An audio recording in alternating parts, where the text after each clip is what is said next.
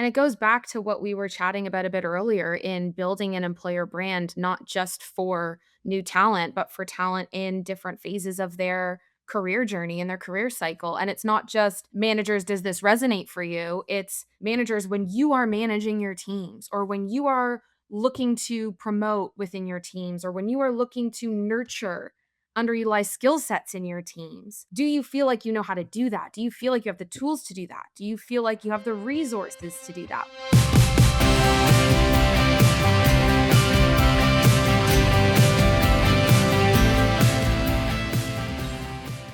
Good afternoon, Joey. Hello, hello. Hi. It's good to see you again after it's been an hour since we last chatted. Full 60 minutes, I think. Yeah.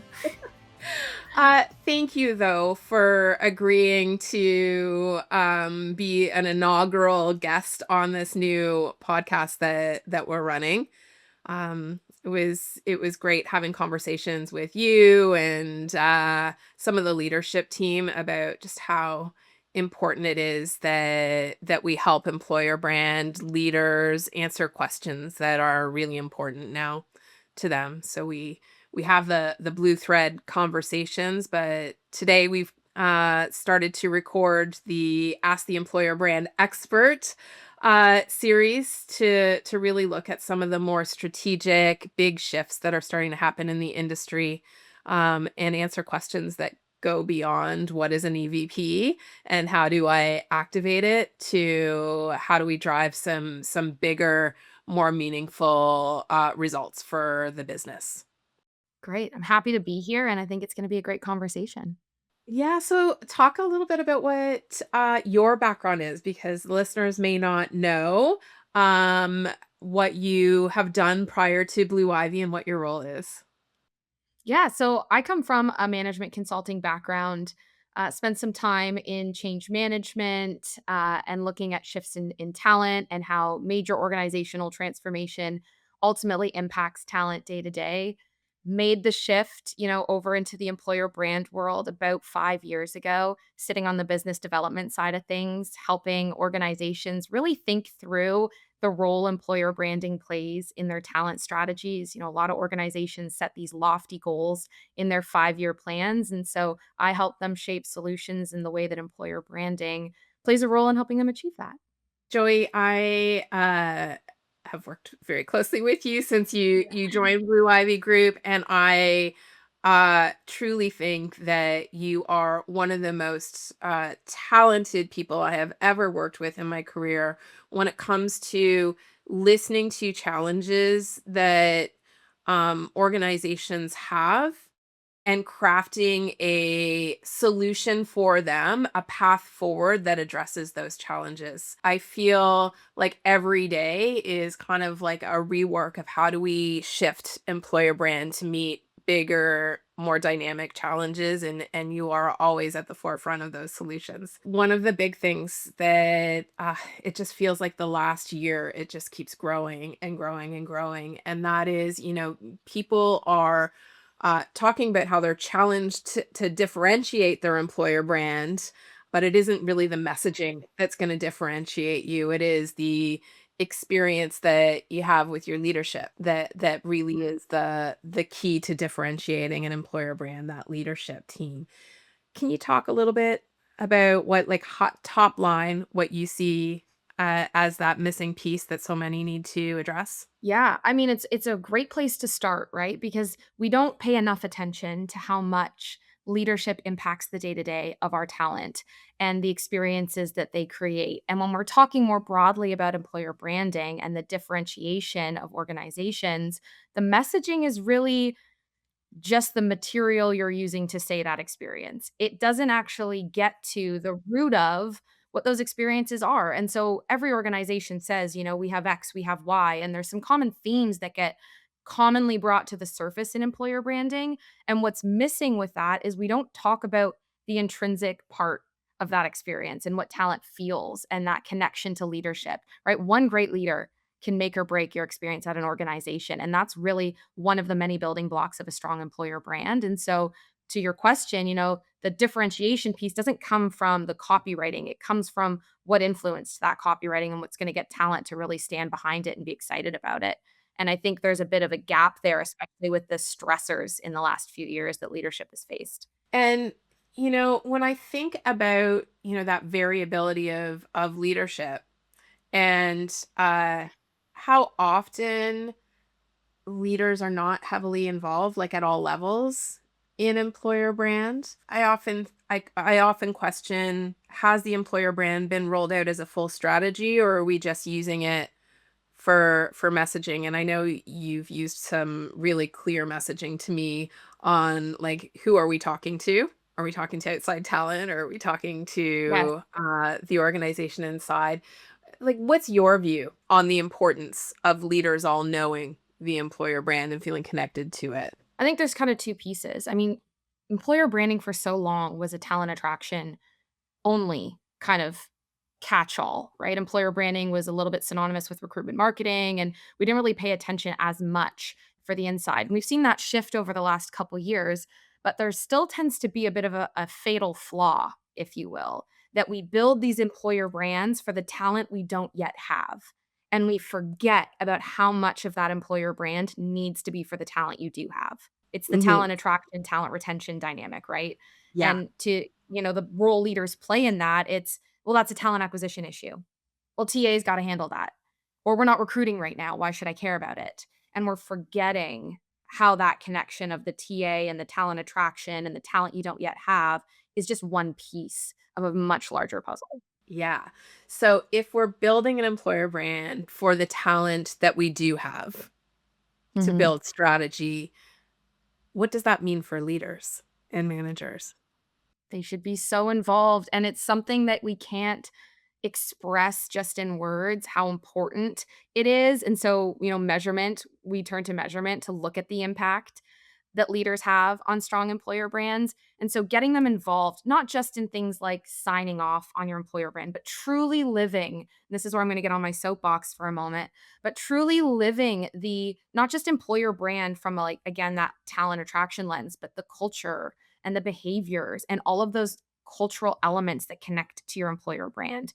That's what's going to create an experience that talent remember. That's what's going to create an experience that says to talent, I never want to leave here. We've all had great managers that have changed the way that we feel. And we've all had some not so great managers where we say, if this person wasn't here, I would love my job or I would love my career. And so when we think of those statements, there's a lot of weight to that and the weight that managers and leaders alike carry in championing that experience. And so if we have leadership at the highest level involved in some of the choices around who organizations want to be to talent, the type of talent they want to attract, think of how harmonious that would be if leaders were inspired by their talent and talent were inspired by their leaders and they were chasing a common goal versus that's just my boss or that's just my employee. Yeah, I love that. And I think of like just the recent data. I mean, we've seen it trending for some time. One, engagement is an all-time low. We get that from Gartner. Yeah. In those results, where is engagement lowest? In that middle management area. Yes.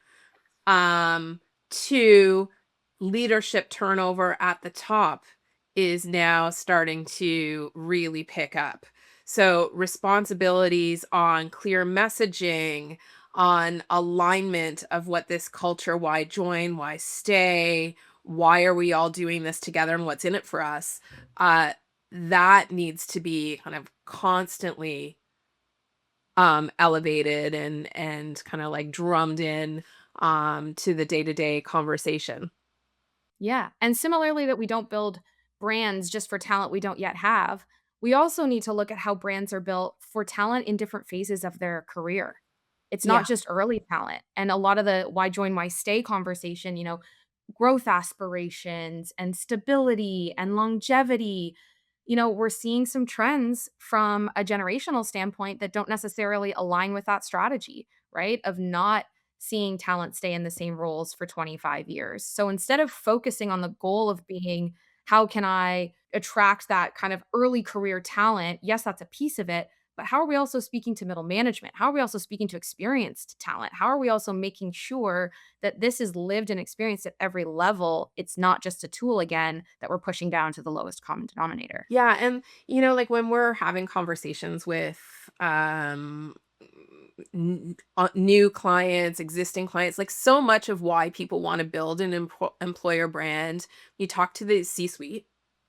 Mm. It's like, I want to build momentum. I need this rallying cry. I need to get everyone behind me. But if everyone's interaction day to day is with their direct manager, not with the C-suite, not with HR and TA messaging, it's with managers, it's really important that they feel connected to it. Gosh, I can recall a time in my career where becoming a manager, becoming a director was just like really like you're now in the pinnacle of growth, and you're part of a special club. Like there was all kinds of being a part of that club that were the perks of becoming a leader, becoming who you It's aspired to be. exciting. Very exciting. It feels like over the last few years with all of the changes that have happened, that even like the prestige of becoming that manager, becoming that leader has kind of waned. You talked a little bit about the Gen Z Yes. being less connected to that. You talk a little bit about why you feel the employer Yeah. brand needs to roll out to build pride. Yeah, I mean, ultimately, we've said it, not just in this format. I feel like we've had lots of conversations over the last 6 months really with clients and even internally around the importance of that managerial level and the experience that they create.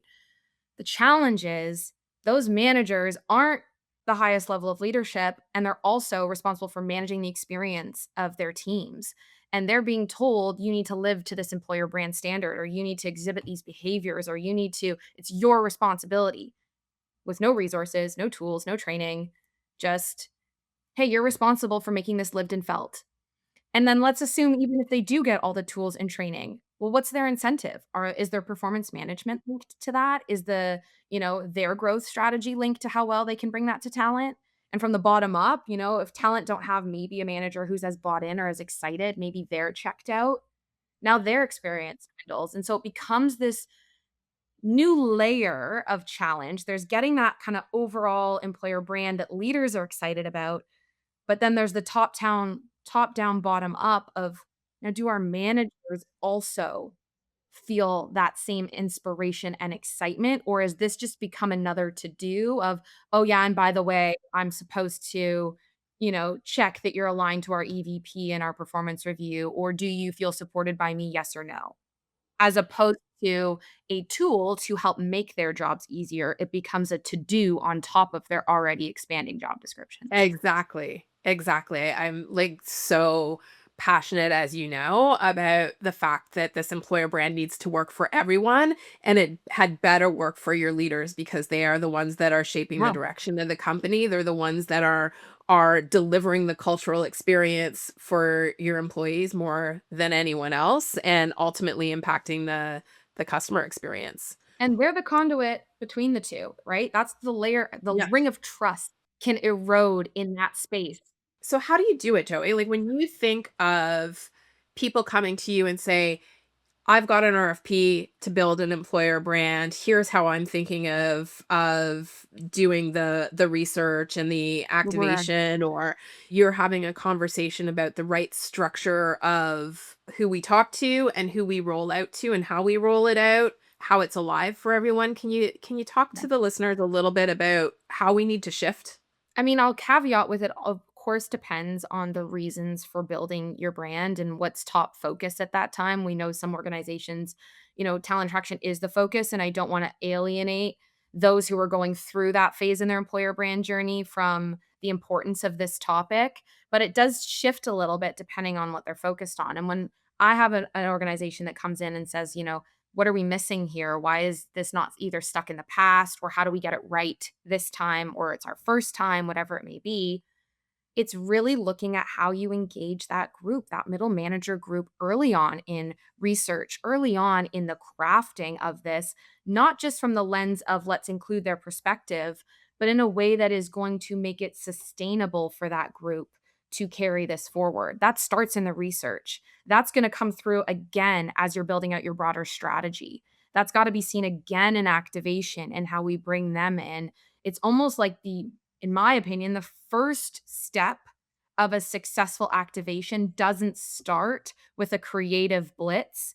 It starts with getting leaders and managers on board. And we've seen the results of that with clients that do launch with leaders first. We've seen the impacts to EMPS, to engagement, to, talent satisfaction scores. Like the proof is in the numbers. So if we know it works and it gets people excited, why are we still so resistant that this is the path forward? Why do we still feel like, a refreshed LinkedIn page is going to drive that same inspiration as having leaders feel really committed and bought into the future? Yeah, and I think the other, just as you were talking, my mind went to the employee life cycle.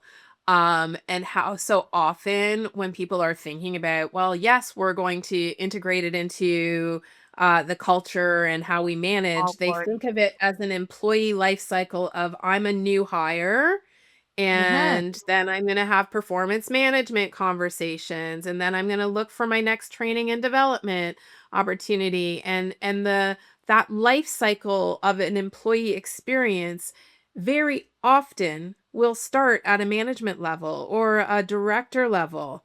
And Yes. what their experience is what shapes the day to day of large swaths of employees in the organization. So how do we look at what they're like when we're doing research? Are we understanding the moments with leaders that impede on their own Yes. experience?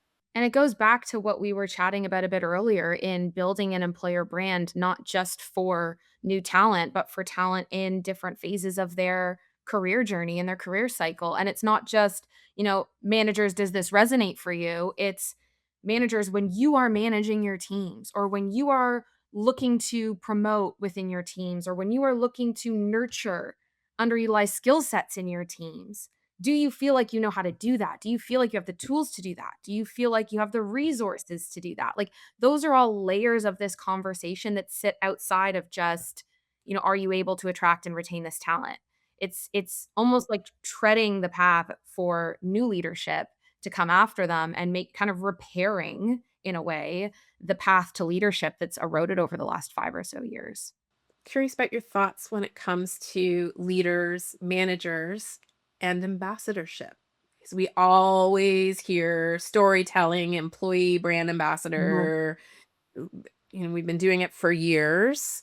What about that adaptation? What are your Mhm. thoughts on the importance of how they show up? I mean, ambassadorship overall, we know, is such a powerful connection that you can use to build your brand advocacy, to bring talent together. I think it's something really beautiful when you have not just, talent, or I'll say individual contributors being the backbone of that ambassador program, but having leaders come into it too for a couple of reasons. Yes, it's great. Talent wants to see, well, if my leaders aren't doing it, why would I do it? If that's not gonna get me in that direction, or if that isn't important to them, why should it be important to me? There's that piece to it. But then there's also eliminating a little bit of that us and them that can happen in leadership and talent, and it makes talent, the connection to leadership more within grasp when you're coming together over something as common as an ambassador program or ambassadorship about the organization that you both, support and serve within. And I think that's a great opportunity as well in a more informal way to have leaders, managers, and talent at all levels kind of really rallying around why they're here, what their journey has been. And it's one of the most beautiful parts of activating a brand is hearing those stories and the variation of why join, why stay across an organization and having leaders be a part of that conversation, having leaders share, we've had clients that said, I started at this role right out of university and now I'm the CHRO. Like, what an incredible moment. And then to share that back with someone you just joined and say, and here's the options or here's the opportunity ahead of you. Remarkable. Just as much as somebody who comes in and says, I feel like I've been here forever and I've been here 6 months. Yeah. Yeah, and I think employer brand ambassadors are tremendous. I echo your views there. I think what I challenge the industry to look at is that we need to move beyond job previews as employer branding, and testimonials as employer branding. And if we want to improve quality of applicant numbers, if we want to show how aligned our leadership and how high quality, high caliber our leadership team is, we need them out there as well, not just working as operations, but also as the voice of brand. Because savvy top talent, they're looking at who they're going to work with, not just the company they're working for. Yes, I completely agree. The cause and effect, right, of strong employer brand echoed by leadership, strong culture that bleeds to your reputation, and that makes attracting a lot easier. You've got referrals, you've got brand recognition, you've got positive awareness. That makes, stability in retention better. People say, "You work there," or "What an incredible organization. I've seen what they've done," right? It's cause and effect. All of those challenges around attraction and retention and metrics to do with engagement are a result of Yeah, an employer brand that is lived and felt at all levels. brilliant. Any added things you want to share with the listeners today when it comes to leadership and employer Mhm. brand? I'll be selfish here and say from a business development lens, I want to encourage our friends in the HR and TA spaces to bring leaders in who sit outside of talent spaces into these conversations. And I think there's been traditionally a bit of a swipe off on, not my strategic focus. But we now know the impact that strong brand culture, it was engagement 5 years ago, right? Employee engagement equals stronger results. We're now starting to see the impact on business, financial results as well. It's everybody's strategic priority to have strong talent, and everyone should be at the table in those conversations. Yeah. Thank you. Joey, there is a reason you are as successful as you are. You have tremendous vision when it comes to employer brand and culture and helping companies transform. I love working with you, ideating with you, and I'm happy that we got to share with the listeners just how brilliant your thinking is. Well, thank you, Stace. I loved chatting with you and was so happy to be a part of this new thread.